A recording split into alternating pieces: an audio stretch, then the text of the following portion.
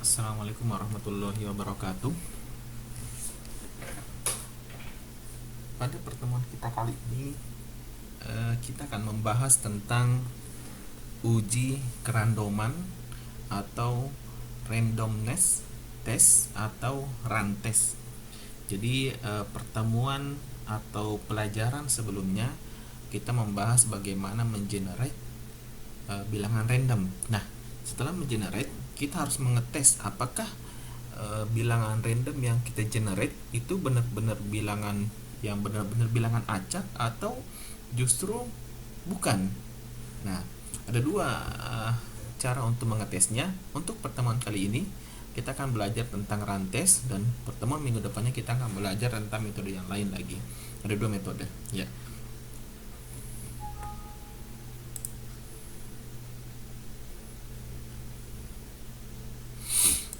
Nah, uji kerandoman untuk menguji apakah data sampel yang diambil merupakan data yang acak atau random atau bukan. Nah, biasanya kalau kita belajar statistik ya, di sini ada namanya H0 dan H1 atau hipotesis 0, hipotesis 1.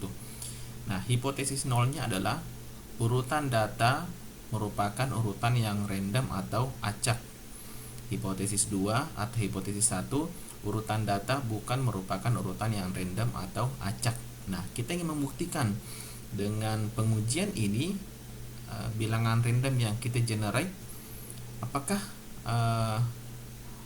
masuk dalam hipotesis 0 atau hipotesis 1, atau hipotesis 0 apakah bisa diterima atau ditolak. Kalau hipotesis 0 diterima, maka itu adalah bilangan random. Tapi kalau hipotesis 0-nya ditolak, maka yang diterima pasti hipotesis 1 yang artinya bilangan yang kita generate bukanlah bilangan random. Yang kedua, tingkat signifikansi atau alfa. Kita akan pakai di sini 0,05%. Saya tidak akan menjelaskan lebih lanjut seperti itu. Cuman yang perlu diperhatikan ya, karena kita bukan belajar statistik, kita hanya ingin mengambil sedikit ilmu statistik. Jadi tingkat signifikansi ini atau tingkat kepercayaannya kita set 0,05%. Itu cukup, itu yang kita tahu, yang kita perlu ketahui. Kemudian perhitungan statistik uji. Langkah-langkahnya adalah tentukan nilai median data. Jadi data random yang kita generate itu kita tentukan dulu median datanya, nilai tengahnya.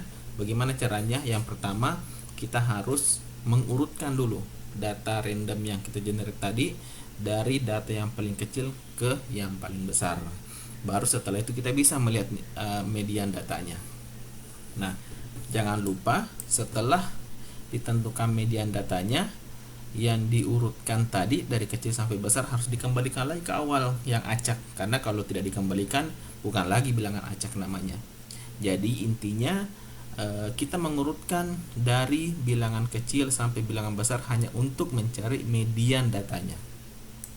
Kemudian setelah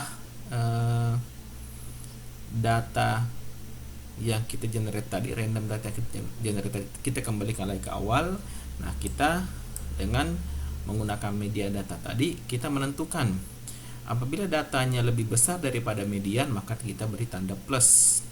Apabila datanya di bawah atau lebih kecil daripada median, kita beri tanda minus. Apabila datanya sama dengan median, maka kita beri tanda 0. Setelah data dinyatakan dalam bentuk tanda plus dan negatif, tentukan banyaknya run dalam urutan data tersebut. Urutan data tidak boleh diubah. Untuk masalah run ini saya akan jelaskan kemudian, atau saya akan jelaskan di contoh supaya lebih mudah mengerti apa itu run. Pada dasarnya run adalah banyaknya urutan data dengan tanda yang identik yang diikuti dan didahului oleh tanda yang berbeda atau tanda tanpa tanda.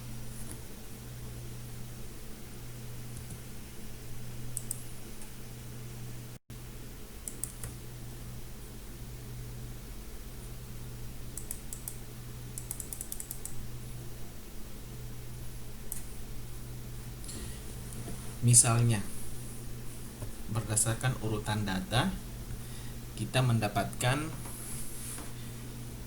negatif plus plus. Ini artinya 2 run. Nah, jadi jangan dihitung berapa jumlah minus atau plus, bukan. Berapa kali perubahan. Nah, di sini kan awalnya minus dihitung 1, berubah ke plus dihitung 2. Itu 2 run artinya.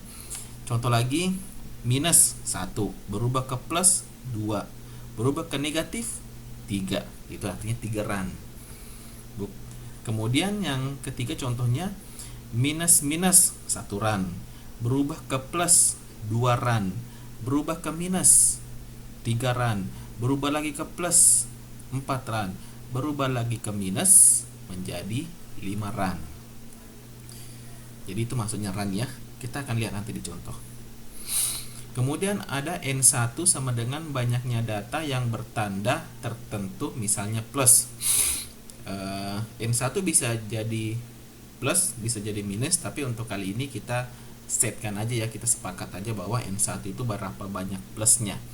Kemudian untuk N2 berapa banyak minusnya. Kemudian R-nya banyaknya run dalam urutan. Seperti tadi 5 run, 3 run, atau 2 run ya. Setelah kita dapat parameter itu, maka kita yang keempat adalah daerah kritis, penentuan.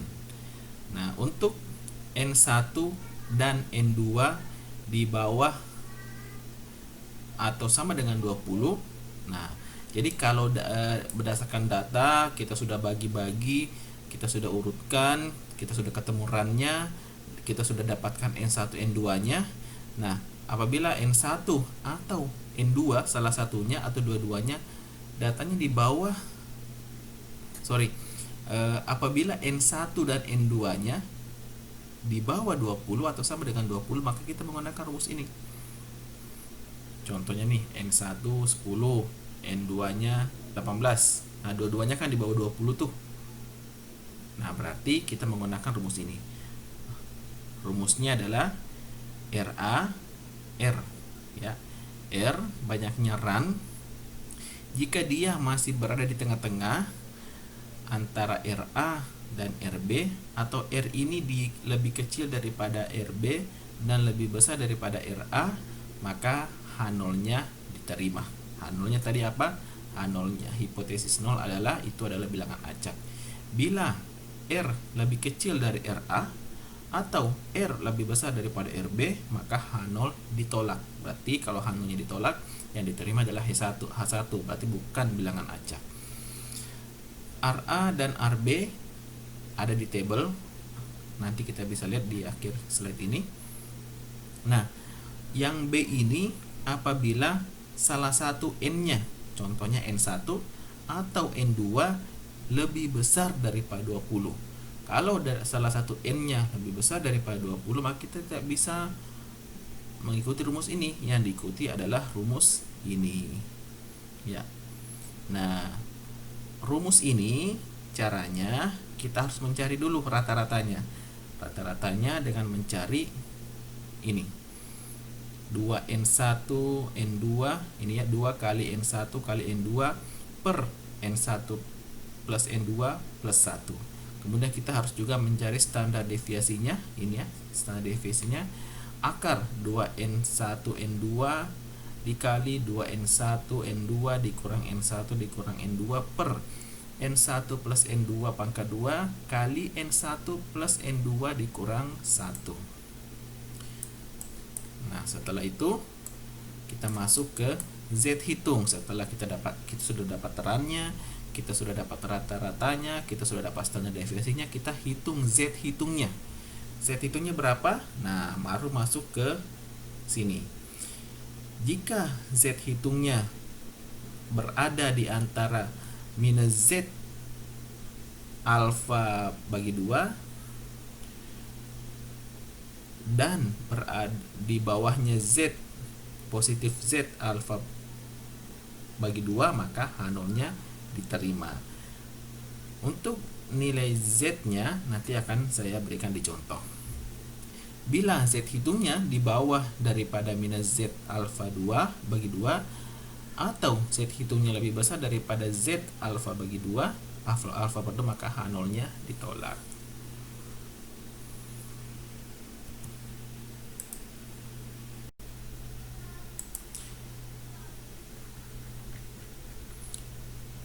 Nah, kita masuk ke latihan 1. Diberikan hasil pengumpulan data sebagai berikut: 31, 36, 43, 51, 44 sampai 15. Ujilah dengan alfa atau tingkat signifikansi atau tingkat kepercayaan 0,05 apakah data tersebut mempunyai urutan yang random.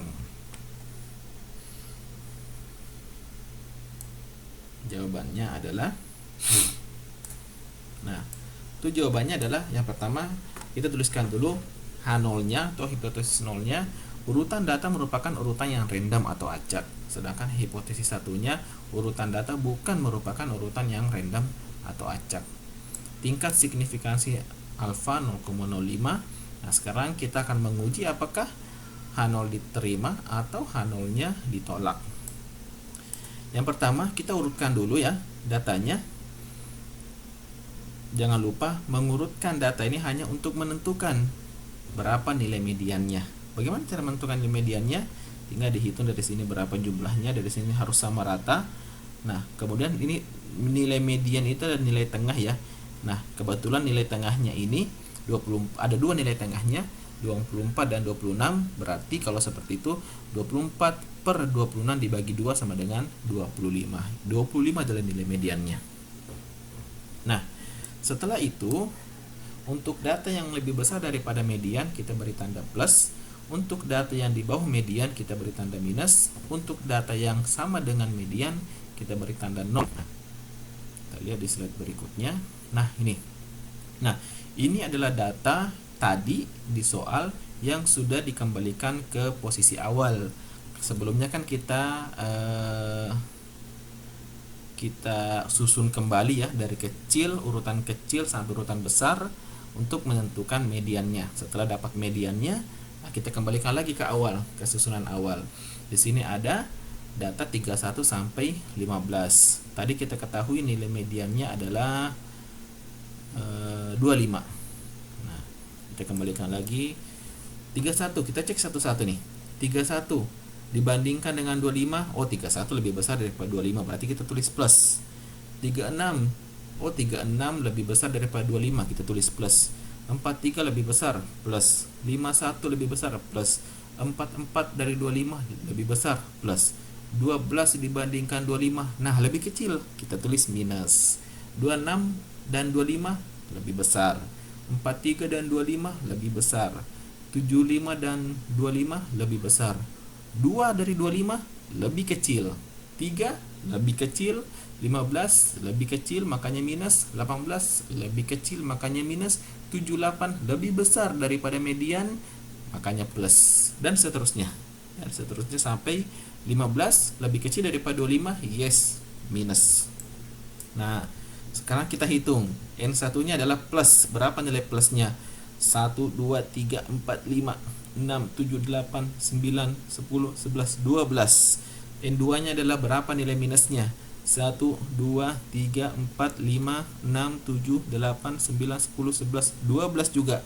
Berarti N1 12, N2 12. Kemudian run sama dengan 8. Dari mana 8? Nah, cara menghitungnya adalah plus, karena ini sama dianggap 1 run. Jadi berubah ke negatif 2 run. Berubah lagi ke positif 3 run. Berubah lagi ke negatif 4 run. Berubah ke positif 5 run. Berubah ke negatif 6 run. Berubah ke positif 7 run. Berubah lagi ke negatif 8 run. Jadi berapa kali perubahan itu yang dihitung? Ya. Karena ada 8 kali perubahan, maka R-nya adalah 8. Maka karena 8 berada, ini nih. Di sini ada RA sama dengan 7, RB sama dengan 9. Dari mana angka itu? Oke, sebelum kita lanjut, kita cari tahu dulu bagaimana cara mencari RA dan RB. RA didapatkan dari tabel. Ingat ya, di sini N1 12, N2 12. Berapakah RA-nya dan berapa RB-nya? N1 12, N2 12. Silahkan lihat ke tabel paling belakang. Namanya tabel F1. Tabel F1. Ini adalah tabel F1.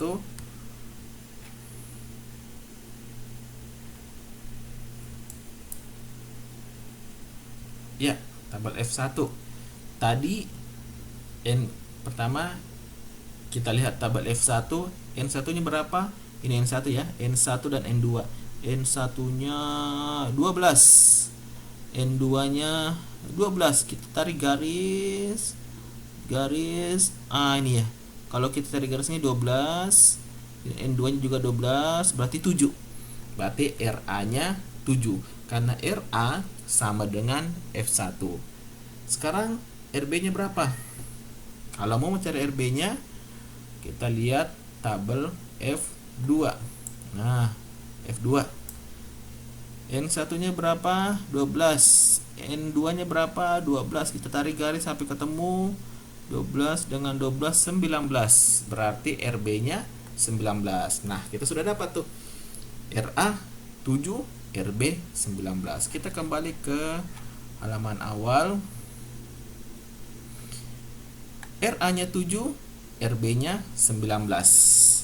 Makanya kita masukkan ke rumus ini. Berarti R ini lebih besar daripada RA atau 7 dan lebih kecil daripada RB atau 19. Berarti 8 ini berada di antara 7 dan berada di antara 7 dan 19. Maka H0-nya diterima. Berarti bilangan ini atau urutan bilangan ini adalah urutan yang acak. Kalau seandainya di sini R-nya adalah 20, berarti kan nggak masuk dalam 7 dan 19 ya. Berarti H0-nya ditolak. Berarti bukan bilangan acak.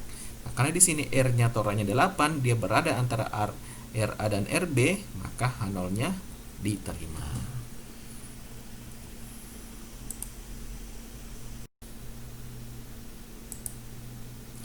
Kita lanjut ke latihan 2. Data berikut merupakan urutan hasil proses produksi dari mesin tertentu di sebuah pabrik, di mana notasi D menunjukkan produk yang cacat atau defect dan N menunjukkan hasil yang baik atau non-defect. Jadi D itu defect, N non-defect. Hasilnya adalah N, D, N, D, dan seterusnya. Ujilah dengan alfa 0,05 apakah urutan data tersebut mempunyai urutan yang random. Nah, kita coba lihat hasilnya. Yang pertama, kita bikin H0-nya urutan data merupakan urutan yang random, H1-nya adalah urutan data bukan merupakan urutan yang random. Tingkat signifikansi alfa sama dengan 0,05. Perhitungan statistik uji. Untuk data D plus, untuk data N minus. Kita urutkan seperti ini, ya. Minus. Minus,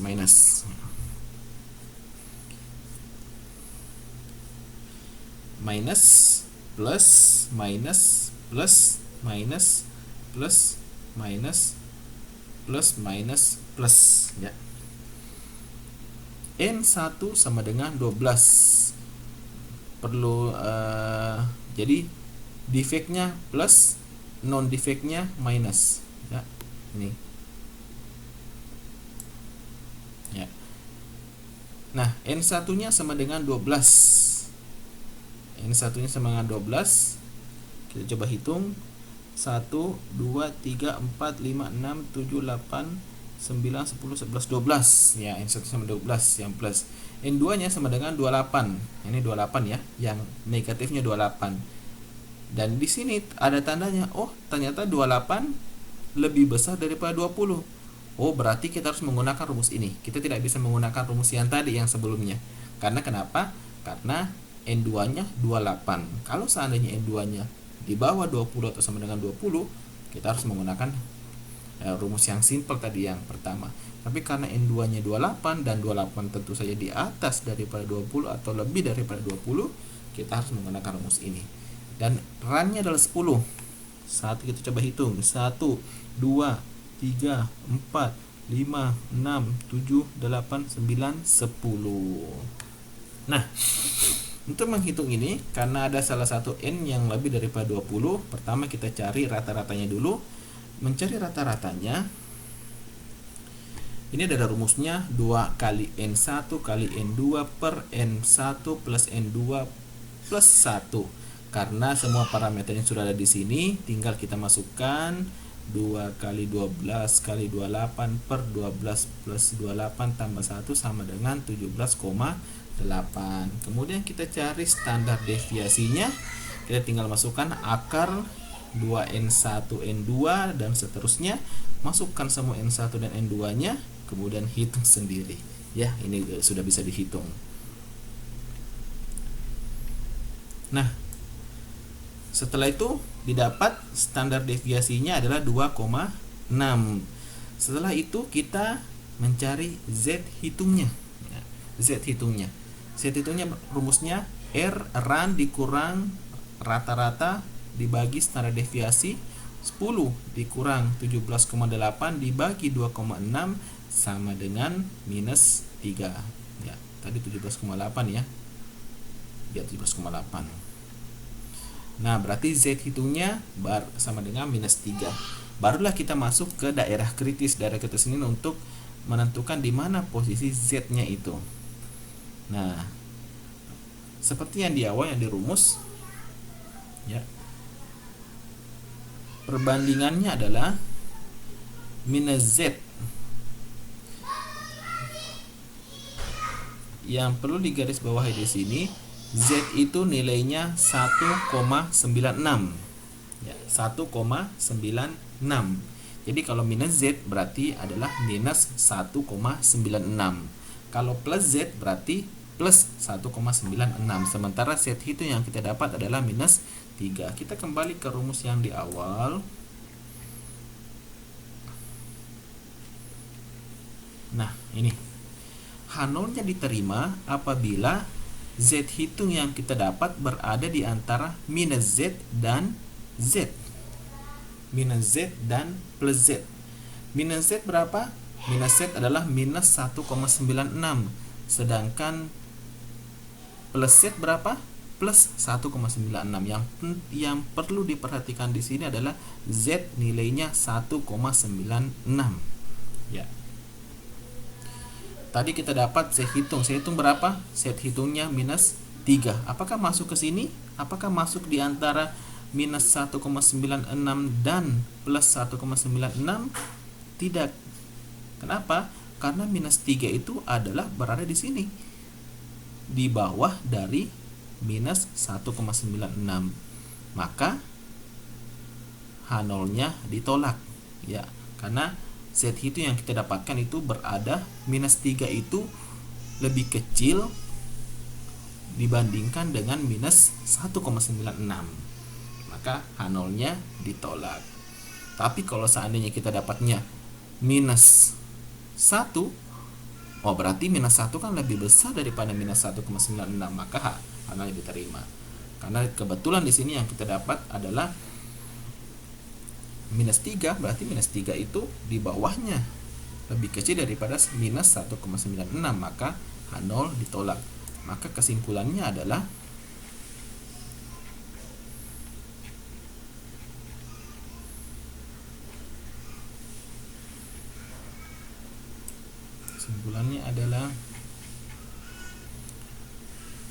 berarti data yang di atas mempunyai urutan yang tidak acak atau random. Berarti bukan acak atau bukan random ya data itu, karena H0-nya ditolak.